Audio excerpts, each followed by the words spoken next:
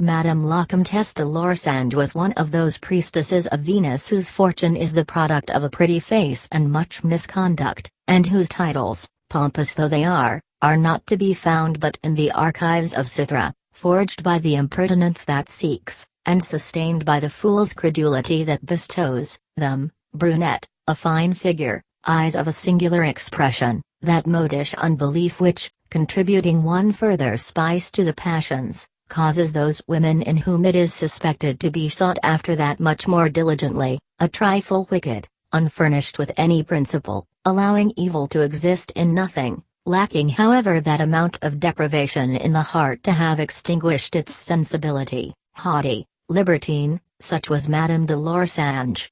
Nevertheless, this woman had received the best education, daughter of a very rich Parisian banker. She had been brought up, together with a sister named Justine, by 3 years younger than she, in one of the capital's most celebrated abbeys where, until the ages of 12 and 15 years, the one and the other of the two sisters had been denied no counsels, no masters, no books, and no polite talents.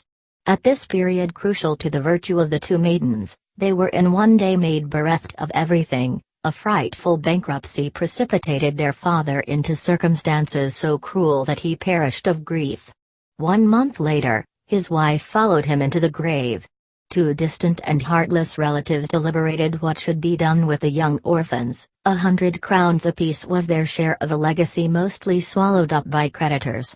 No one caring to be burdened with them, the convent store was opened, their dowry was put into their hands, and they were left at liberty to become what they wished. Madame de Lorsange, at the time called Juliette, whose mind and character were to all intents and purposes as completely formed then as at 30, the age she had attained at the opening of the tale we are about to relate, seemed nothing but overjoyed to be put at large. She gave not a moment's thought to the cruel events which had broken her chains. As for Justine, aged as we have remarked, 12, hers was of a pensive and melancholy character, which made her far more keenly appreciate all the horrors of her situation. Full of tenderness, endowed with a surprising sensibility instead of with her sister's art and finesse, she was ruled by an ingenuousness, a candor that were to cause her to tumble into not a few pitfalls. To so many qualities this girl joined a sweet countenance, absolutely unlike that with which nature had embellished Juliette, for all the artifice, wiles, coquetry one noticed in the features of the one, there were proportionate amounts of modesty, decency, and timidity to be admired in the other, a virginal air, large blue eyes very soulful and appealing, a dazzling fair skin, a supple and resilient body, a touching voice, teeth of ivory and the loveliest blonde hair. There you have a sketch of this charming creature whose naive graces and delicate traits are beyond our power to describe. They were given 24 hours to leave the convent. Into their hands, together with their 50 crowns, was thrown the responsibility to provide for themselves as they saw fit. 3.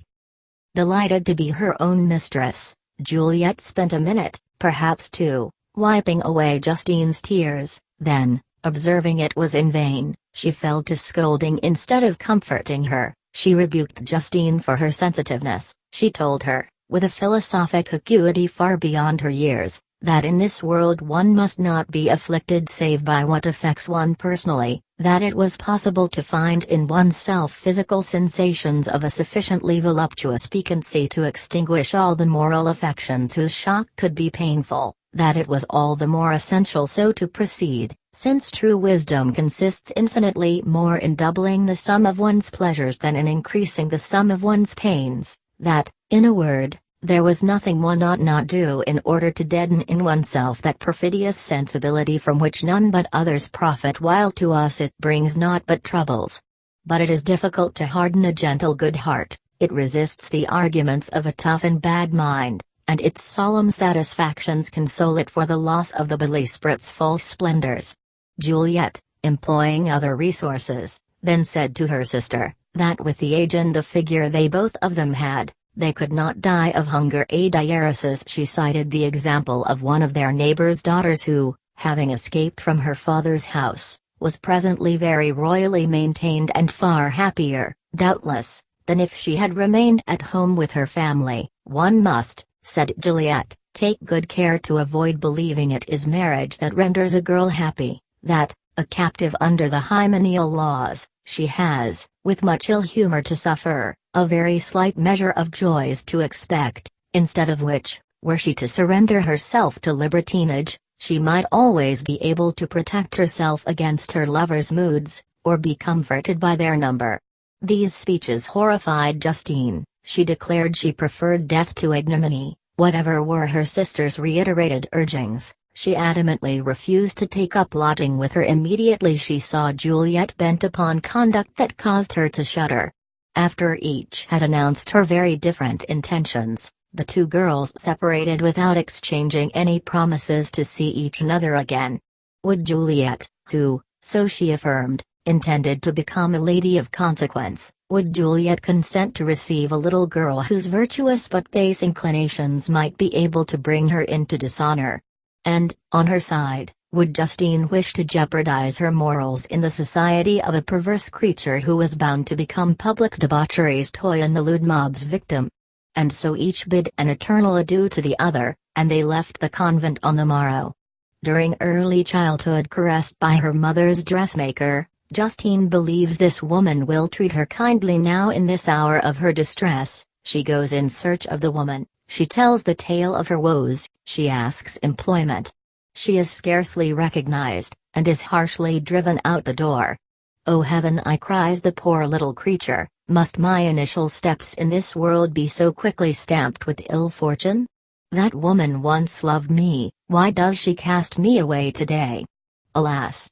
'Tis because I am poor and an orphan, because I have no more means and people are not esteemed save in reason of the aid and benefits one imagines may be had of them."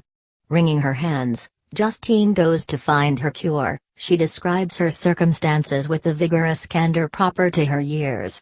She was wearing a little white garment, her lovely hair was negligently tucked up under her bonnet, her breast, whose development had scarcely begun, was hidden beneath 2 or 3 folds of gauze. Her pretty face had somewhat of pallor owing to the unhappiness consuming her. A few tears rolled from her eyes and lent to them an additional expressiveness. "You observe me, monsieur," said she to the saintly ecclesiastic. "Yes, you observe me in what for a girl is a most dreadful position. I have lost my father and mother. Heaven has taken them from me at an age when I stand in greatest need of their assistance. They died ruined, monsieur. We no longer have anything. There," she continued, "is all they left me," and she displayed her dozen louis, "and nowhere to rest my poor head. You will have pity upon me, monsieur, will you not? You are religion's minister and religion was always my heart's virtue. In the name of that God I adore and whose organ you are, tell me, as if you were a second father unto me, what must I do? What must become of me?